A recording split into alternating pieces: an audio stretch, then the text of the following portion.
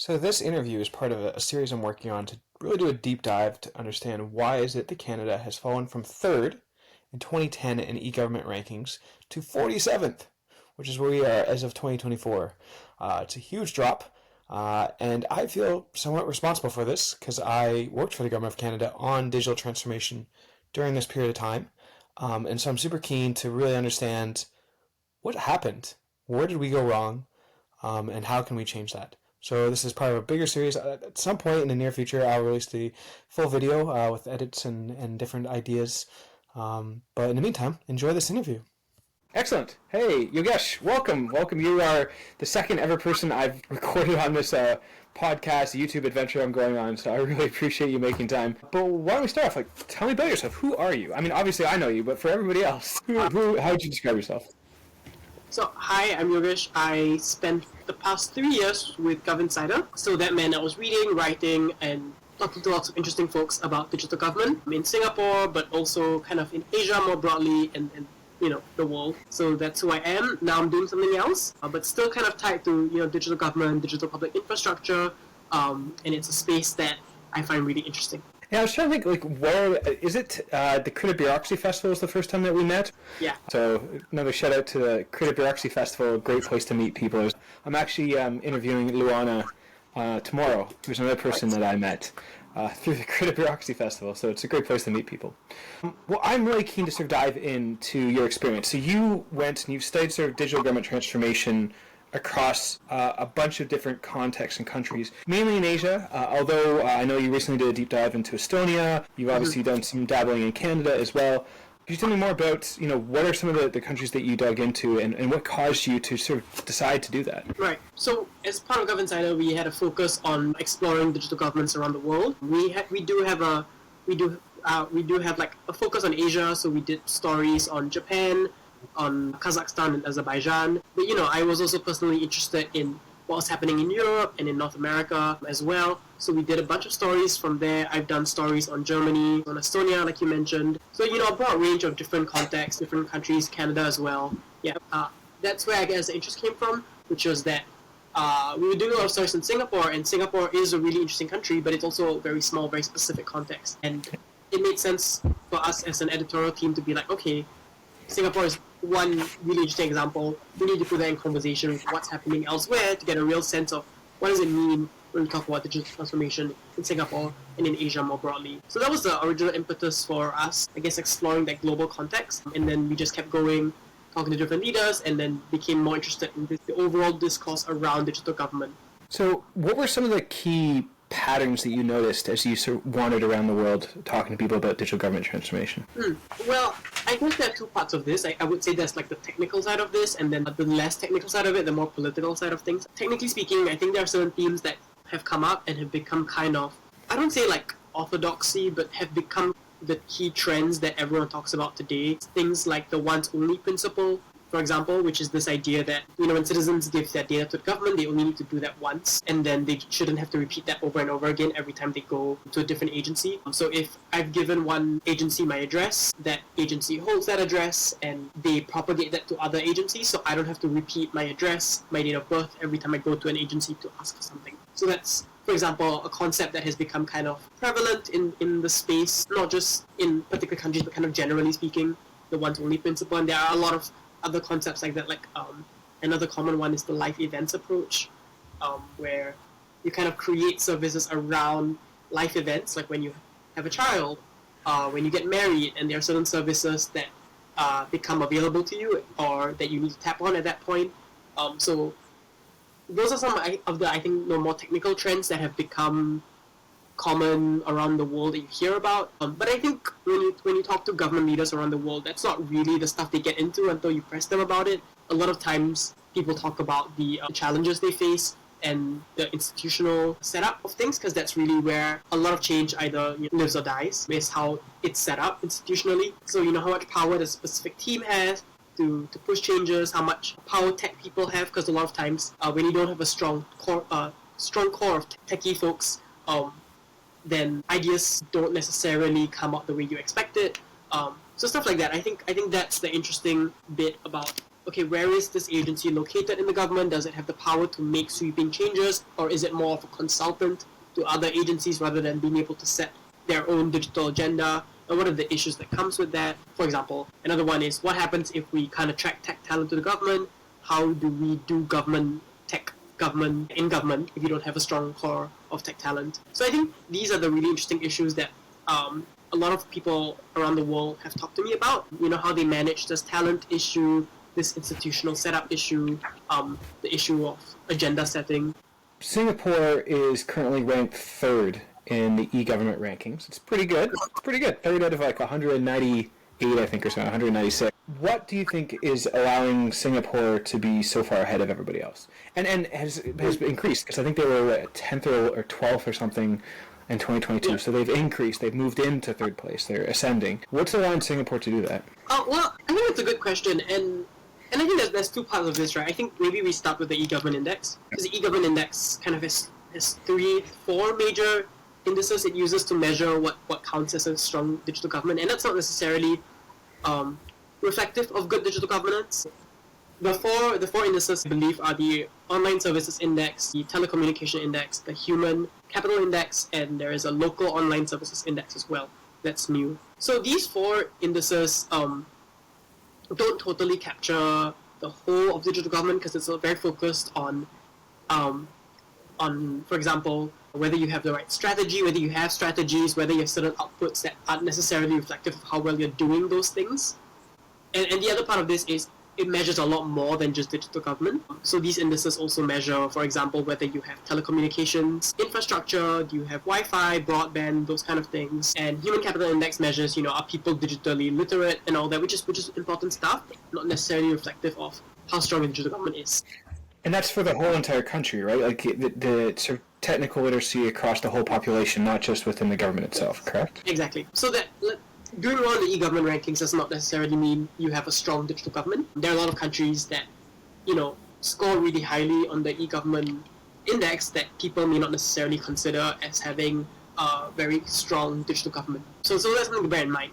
That being said, I think when you look at Singapore does do well on all these matrices, in terms of, high telecommunications index, a high human capital index, and I think that's why we perform so well. But I think looking beyond the index, what Singapore does well, and I've written about this before, is the way we really intentionally set up a government technology team in the heart of the Prime Minister's office with the agenda setting capabilities to set the overall agenda for what digital government should look like. And beyond that, having that institutional setup and institutional power, making a very concerted effort to draw in tech talent from Silicon Valley, Singaporean and non-Singaporean tech talent from Silicon Valley early on in the mid-2010s, which is kind of when the current wave of digital government started. We kind of attracted all this talent to come back, and we tried to run, or the Singapore government tried to run GovTech as a kind of modern tech company almost. It isn't a tech company, but I guess it kind of models itself after modern engineering practices, modern software engineering practices,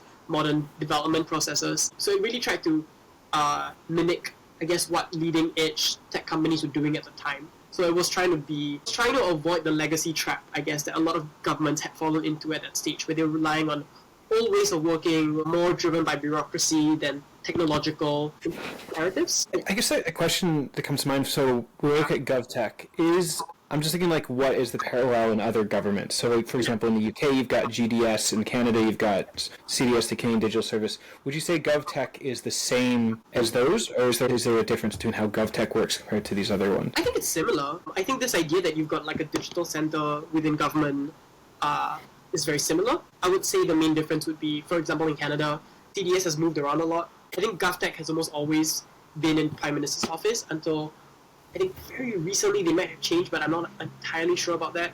But for the longest time, it was in the Prime Minister's office, which gave it, I guess, institutional structure and institutional backing to say that we have agenda-setting powers. That's not necessarily the case for a lot of digital teams in government. A lot of digital teams in government almost work as a consultant to other agencies. This is true, for example, in Germany, where Digital Service Germany doesn't necessarily have the agenda-setting power in the same way. So I think that's one really important difference. Yeah, I think that would be the main one, is that institutional agenda-setting power that it had. And the ability to run like a modern tech organization, meaning it could set up its own career paths, its own salaries, salary schemes, to mimic what a tech company could offer.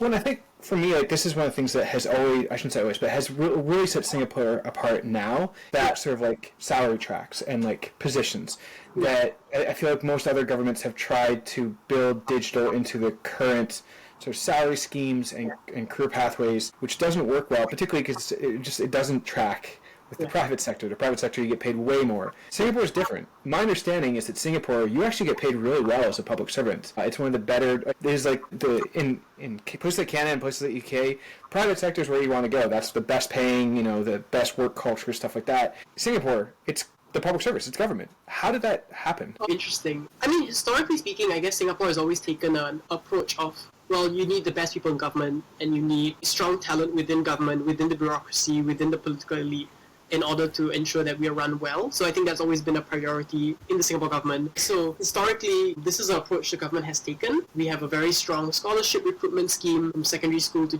junior college. Once you graduate, kind of like top students kind of get this opportunity to go on to very, very powerful scholarships and basically serve in government and get paid really well. And the idea is that top talent should stay within the Singapore government to help Singapore progress. And I think that's always been a part of our national kind of framework for government, not just within digital, but in general. The idea of a very well-paid bureaucracy has always been, I guess, core to the way the Singapore government perceives itself. So I want to you mentioned 2010, and 2010 is significant for Canada as well. We were third in the world in the e-government rankings in 2010. We're now 47th as of 2024. Singapore, I believe, was actually, you were 11th in 2010. You were 23rd in 2008. So something happened between like 2008, 2010. And then if you look at the trajectory, you're like, Singapore's gone up, Canada's gone down. So I'm really curious, tell me about 2010. What happened? What caused this shift? And what was this shift?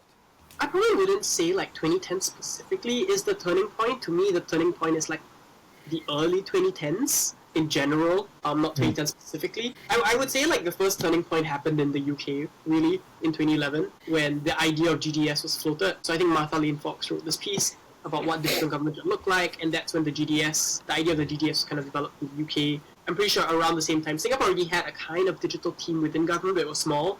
It was around, I think, 2013, 2014, when the idea for like really building a strong core of digital talent within government became important to the Singapore government.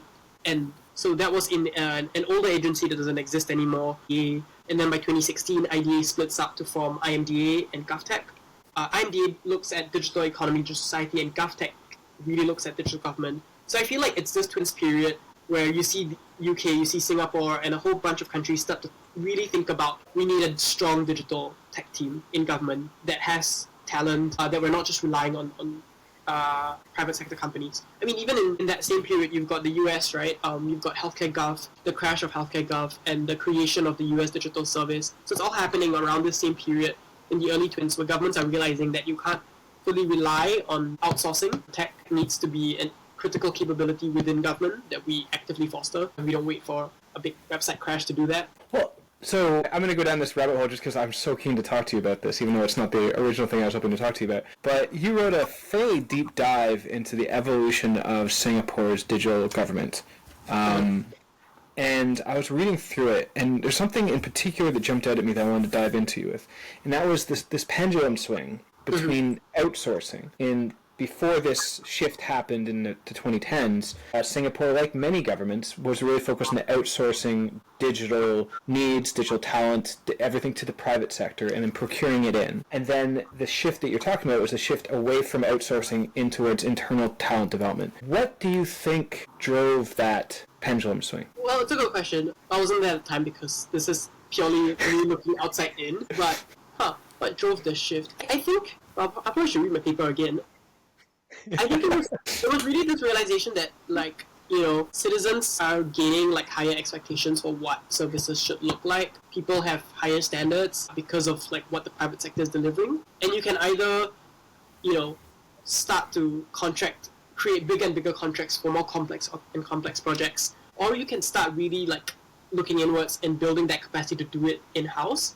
Partly because when you don't even have that internal tech team, you don't even know what to outsource, how to outsource, right? You don't know how to assess projects, you don't know how to write contracts. So I think that was one of the things where it's like, you don't know what you don't know if you don't have an internal team. And I think that was the period where you were seeing these huge breakthroughs with Amazon, with online commerce players, and you're realizing that there's a level of service that people are getting on the internet that we're just not being able to get from government, and we probably should be able to get that from government.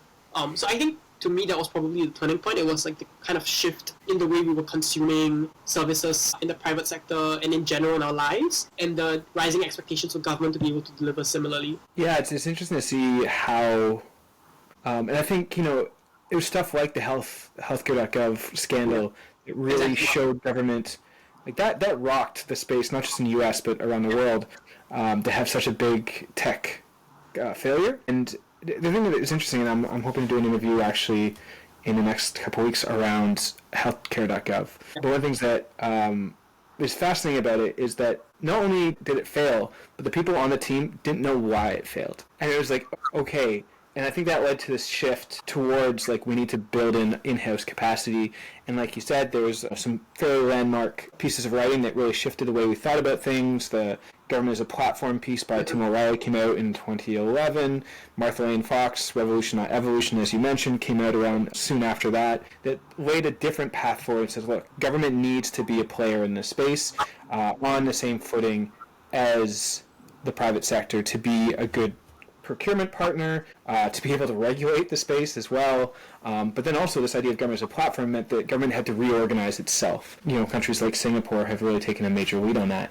I think this is sort of a good segue into the other questions, bringing us back to my original sort of impetus for having this conversation in the first place. Canada. What do you think, you did some research on Canada as well. What do you think Canada has to learn from places like Singapore, from other countries that are higher up the e-government rankings? I think it's a good question. I think it's a period where what I see is Canada seems to be trying to take a more active approach towards this e-government question. I think late last year, there was like announcements about doing more with digital identity, digital credentials, and I think ambition is certainly an important part of this. Really taking that approach, that I guess very intentional approach of this is something that we need to do, this is something that we need to put in resources to, we need to have the right people for it, we need to have the right institutional structures for it. And I think, Canada is on that journey. And, in my previous conversations with Ryan Andrusoff, he spoke a lot about how the federal system leaves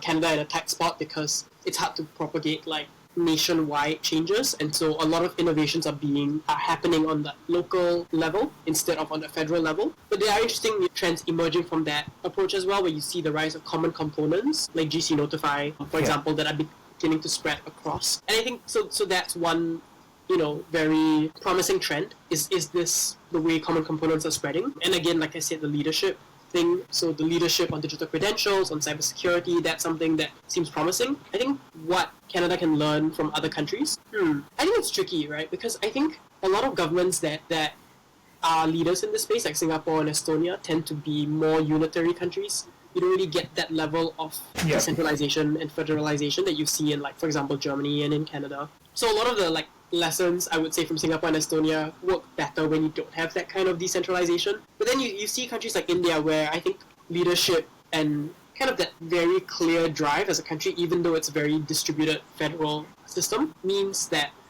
you can still get the majority of the population on common platforms, on common systems. So I'm thinking here about India's kind of digital public infrastructure drive with digital identity, Aadhaar, digital payments, digital data exchange. So all these systems, even though India is such a federal and complex system, they were able to get the majority of people onto common services because they had a very clear vision. They made these systems very accessible, very user-friendly, and so it's easy for people to onboard them. And I think that's probably one clear lesson. I would say I don't actually know how India did in the EGDI index, but India is certainly one of the leading players in this space. I can look it up very quickly, actually. India is... I think it probably struggles with, like, the TI. Yeah, India's 97th. Yeah. But that's probably fair, but India is a leader in this space when it comes to digital public infrastructure and common digital services. Well, I think this kind of speaks to your point about the e-government rankings. Yeah. If we sort of move back to this question on e-government rankings, you talk about the different indices. And I think where India gets hit is in some ways where Canada, I think, has been hurt a bit too. They score very poorly on telecommunication infrastructure, which is the case when you have a massive country across very diverse geographies. It's really hard to set up effective telecommunication infrastructure compared to Singapore, which you're very, relatively speaking, very small compared to India. It's much easier to set up an effective and densely populated. So, for example, and the other one, of course, Human Capital Index, they really took a hit there as well in terms of the general digital literacy of the country, whereas, again, Singapore has a fairly high level of tech literacy within the country. But you're seeing, for example, India does really interesting work with how do you get digital services to people who don't have iPhones or smartphones for that matter, right? And you can almost, I think, for example, the payment system that they use, I'm blanking on the name now, the digital payment system in India, UPI. Right, you can access UPI through a phone call or an SMS, right? So yes, these are systems that are digital, and not everyone has access to digital, but they have developed ways for people to access them even without digital tools or Wi-Fi. So this would be sort of an example, because I was thinking when you were talking about the shortcomings of the UN's e-government ranking. This could be an example of a shortcoming in the sense that India probably should be, given its leadership on digital public infrastructure, and how it's been rolling out these different digital services, it probably should be ranked higher than it is with the current e-government ranking. Yeah, but I guess the EGDI does have very specific things it's measuring, and it's not necessarily a digital government or digital public infrastructure measurement, but we kind of use it as a proxy for that because it's one of the closest rankings we have for it, because it's the e-government ranking. But when we talk about digital government and the digital provision of services, it's slightly different from what the UN EGDI is actually talking about. Yeah. Interesting. Yeah. What would you, if you were talking to the team behind the ranking system, what feedback would you give to them about the ranking system based on your experience having studied these different countries? Well, I would say smarter people have written very strong critiques. I don't say critiques, but recommendations for what should be in this. For example, Aaron Maniam has written a piece about how there should be a shift to more of an output analysis, outcome analysis, rather than just output measurement. And I guess what he means by that is, you have all these plans and all these infrastructures set in place. Does it actually do what you say it does? So kind of that measurement aspect is not really there in this. That's one. And I guess the provision of services more broadly. Can you deliver, your payment services, your identity services, your government services, with or without digital tools, right? Because digital is just one tool. Many countries have to figure out how to deliver systems both digitally but also non-digitally. In Bangladesh, for instance, right? A lot of digital services people can't access on their phone, but they've set up digital centers so that people can go there to access these services. That's a really innovative approach in a place where the telecommunications infrastructure is not as strong as in other countries. So I don't know if there is any particular recommendations I would give. I would probably need to sit on this more before I can come up with those. But I do think it captures a very specific slice of what digital government is, and the story is broader and more complicated than that. Yeah. Yeah, it's a good show. It's a good reminder that when we talk about digital, we're not just talking about tech. In fact, tech is very secondary to digital. It's very much about culture, it's about ways of working, having a user-centered approach to how you do things, which might mean not being... If you're a country that doesn't have strong digital infrastructure, like Canada in the north, you could still take a digital approach. It just means that you're putting your users first and finding ways for them to get access to the services that they need. But the system can be digital on the back end, but the front end might not be, right? Because in those situations, the front end, it doesn't make sense to make it digital if people don't have access to Wi-Fi. What's the point of making all your government services digital, right? The back end, sure, make it digital to make it streamlined, make it smooth and seamless, but the actual delivery might present a different face. It's a good show. Another question I have for you, going back to Singapore, because I know you know it very well, having studied it quite deeply. We often, in Canada, in the UK, we look to Singapore sort of like a North Star in a lot of these things. As a person who actually lives in Singapore, what are we missing? What is a perspective that you think a lot of us looking from the outside into Singapore don't understand about how the Singapore system works? Both, positives, but also look, it's not as good as it sounds from the outside. I'm really curious about that. It's an interesting question. I would say, one of the things that helps a lot in Singapore is there's a really high trust in the government, and that takes time to build, and that did take a lot of time to build. And I would say a lot of the reason Singapore's digital government efforts have worked so well is that there is that underlying trust in the government, and I don't think a lot of these changes would have been possible if people didn't already put all that trust in the government. I think that's one thing that doesn't always get talked about in digital government spaces, is kind of winning over that trust, and I think it's hard to really have a clear, consistent digital government journey if you don't have that trust. And partly I think that's a result of Singapore has been a one-party state for the longest time, and that's given it a kind of consistency and a political clarity that has helped put in place these changes that have taken place over like stages, right? And I think in a lot of countries, US, Canada, the UK, when you've got lots of changing political priorities, new parties come in, new leadership comes in, priorities shift, focuses shift, and then the whole digital journey gets thrown off course as a result, right? So I think it's a trade-off, right? And it's a trade-off that I think a lot of Western governments and countries are probably not that comfortable with. The idea that you can just have one party in power for a very long time, and we're not going to see any electoral change. And that's of course going to give you kind of those bureaucracy wins as a result because you've got that clarity of vision. But on the flip side, I think that means people have to have that trust that the current administration has your best interest in heart and will do things to improve your lives and improve I think that's one thing that gets left out of the Singapore stories. I don't think a lot of countries are willing or able to make that kind of commitment to staying with one party for a very long time. Well, it reminds me of I was in a session last year, and there's someone in the session who basically said trust is delivery. Yeah. If you want to build trust in whatever it is you're doing, you have to deliver on expectations. And there's sort of this gap that we talk about in government between people's expectations and then what they're actually experiencing when it comes to government services. The gap in many places is quite big, particularly when people are able to compare it to their experiences with the private sector. I mean, ordering food or stuff, for example, on Amazon is super convenient and easy. Government services are just, in many places, are not there. And I think that the trust question is an interesting one. How do we build trust when it is so hard for governments to deliver effectively? But I think, and to jump on that, I think like it goes back to this question of delivery, right? Like when governments change consistently every 4 years, every 5 years, the ability to kind of deliver long-term results is challenged, I guess. I think it's a good thing in its own way, but as a result, I think there are certain challenges that Singapore just doesn't face that a lot of other countries face. And I think that's part of why the Singapore story seems so attractive, is that we've had that consistency and reliability over the years. And so the Singapore government has had the mandate to deliver long-term results. And sometimes that means in the short term you don't get what you want, right? Because you're seeing something play out over the longer term. And I think Western democracies tend to have to deliver quickly. And some things can't be done overnight, right? If you're rehauling your government systems to run better, that's not an immediate process. That's a 4 or 5 year journey, right? And if within that 4 or 5 years political priorities change, then the whole thing might get scrapped. Another question I want to sort of ask you is, right now, the big buzzword in the world of governments, the world of the public service everywhere, is efficiency. Efficiency. You've got the Department of Government Efficiency, the infamous, famous, however you want to look at it, out of the States, but it's driving a broader conversation, this feeling that governments everywhere are incredibly inefficient, which they are, sometimes for good reasons, sometimes for bad reasons. But there's this public push, and then that's turning into political push for efficiency in government. From the outside, looking in, Singapore is an example of a government that at least is perceived as being incredibly efficient. Is that a true assessment of Singapore, you think, from someone who's on the ground and has studied it? And if so, what has allowed it to do that? Well, I think there are some structural factors. Like you mentioned, it's a small country.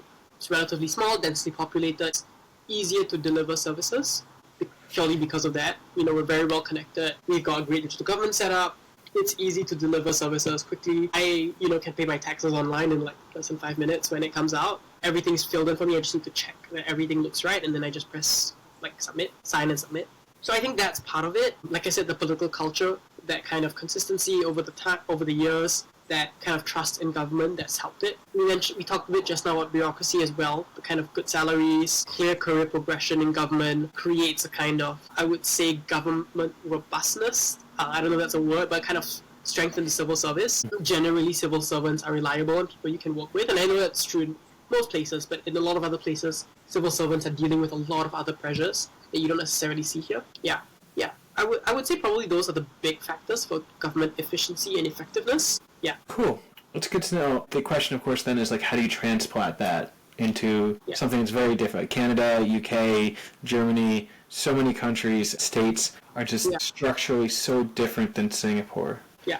what I mean, does we talked about this before. Like, Singapore's so unique. It's a question of, like, can you actually import some of these lessons over? I think when it comes down to agency level, probably yes. Um, but then again, we're seeing in the US right now, right, with what Musk is doing, that even the structural integrity of an agency may not be as strong as one might expect. Like, it's pretty easy for a new administration to come in and be like, we're scrapping this whole thing, or restructuring this whole thing. I think on an agency level, if it's protected within government, probably you could create this kind of system and structure. But with big shifts and sweeping changes in political and priorities, anything goes. I think for me that there's two things that when I look at Singapore, I'm like, okay, this is where I think we could transplant it, or at least think about it within a context like these other countries. One is local governments. Yes. Local governments are smaller, and therefore you can build in the efficiencies that you see here. The problem is that they're under-resourced, which gets to the second thing that I'm particularly interested in. I know you've done a bunch of writing on this as well, which is digital public infrastructure, digital public goods, these common components that, maybe this is the role of the central government, is to develop these common components that then can be actioned on the local level. I think that's an interesting... Or the other way around, right? Local government products can become common components for other local governments or even federal level. Yeah, there's a whole debate that has been bouncing around, and it'll be interesting to see how with the new GDS that's been launched in the UK, how it plays out. But over the years, for a local GDS, to sort of help centralize, or just like bring together the finite resources that exist for local governments in the UK, because it's pretty dire in some places. Like, local governments are going bankrupt in some places in the UK, which I did not know was possible until I came here. And I'm like, oh, it's possible for a local government to go bankrupt, and that is significant. And in that sort of pressure cooker, this idea of like a local GDS has been bouncing around with some people I really admire, kind of writing a lot about it. So we'll see what happens with that kind of stuff. What are you looking to next? Like, what is the thing that you think is the trends that you're keeping your eye on for 2025? Whether in Asia or more broadly. Well, I think what's happening in the US and in the UK are pretty much like some of the more, I guess, will be the more eventful things happening this year. What's happening with the UK's redesign of the GDS, and also what Elon Musk is doing with the US digital service, which has now been renamed the US Doge service. Those will be, I guess, interesting to watch. In Asia, Japan's kind of becoming very active in the digital government space, sharing what they're doing, but also trying out new things there. So I think that'll be interesting to watch what's happening in Japan. Kazakhstan as well has taking more of a leadership role within Central Asia. So last year, I think they ran quite a few different forums on digital government, and they're taking up more of an active voice in this space. So I think, and Indonesia is also Malaysia trying out their own GovTech unit. So I think you'll see a lot of activity within Asia. A lot of different countries are trying to embrace digital government in a way that feels new. And then on the flip side, you've also got digital public infrastructure, which is India's own kind of take on the digital government conversation. And the thing about DPI is that it kind of throws out the concept of digital government altogether. Digital government plus society plus economy, it's digital everything, right? It's like the public rails to support public and private innovation. So India kind of defines it as digital identity, digital payments, data exchange. Other countries and other organizations have different definitions for it. There's a lot of momentum around this concept, and whether this will bear fruit, I think this is the year to see that, to watch that. Because some of the critiques of DPI is that it's a very broad concept, and everyone has their own definition, and everyone's kind of working on different kind of base principles as to what DPI is and what it should be. Because I think that'll be interesting to watch this year, whether people can coalesce around like, hey, this is what DPI is, this is how we're working together on it, these are the common components that need to be adopted by various countries. That'll be interesting to watch. And yeah, this is the year where I think a lot of the pilots and a lot of the working groups around DPI are expected to kind of start showing results. And if those results don't come out, questions come up, right? So I think this is the year where DPI either matures or fizzles out. That will be something interesting to watch. Yeah, I'm really. I mean, I recently did a video of like my trends to watch in 2025, and one of them is India and the digital public infrastructure work that's happening in India. I'm really intrigued by. I mean, India, from a political perspective, is becoming quite powerful as a bit of a kingmaker between the East and the West, and how they use that position to help proliferate or spread their India stack and vision for DPI is going to be quite quite interesting, particularly in Africa. I know they're doing a lot of work to really get the India stack into Africa, but even like I haven't heard as much of it being pushed within Southeast Asia. I'm not sure if that's something that you've heard much about, but like yeah, India is gonna be a place to watch. Well, I think it's interesting because like the term itself has gotten a lot of currency in the developing world. So a lot of countries now have a DPI strategy. So even if they're not using the India stack, the language of the DPI has become very common. Whether or not they're using India solutions is another, because there are alternatives. So a lot of people work with Estonia, for instance, and using common goods, digital public goods on digital public infrastructure, open source by Estonia. So like, even if you're not using the India stack, you're still kind of using the language of DPI, and I think like it's that kind of soft power where India is really taking the lead. Of course, they're also actively exporting the India stack. But you do see like kind of alternatives, like you don't have to use the India stack, you could use the Estonia stack, or you could develop your own stack, or bits and pieces from various countries, right? So even Singapore has open sourced some of its products to be like digital public goods that countries can adopt. Yeah. Well, that's a good place to end, I think. Yogesh, thank you so much for making time and chatting with me, sharing your perspectives. I hope to have lots more conversations with you. We've got some ideas that you and I are cooking up that hopefully will make its way onto this channel soon enough. But I just want to say thank you. Thank you so much for making time. Thank you for this great call and conversation.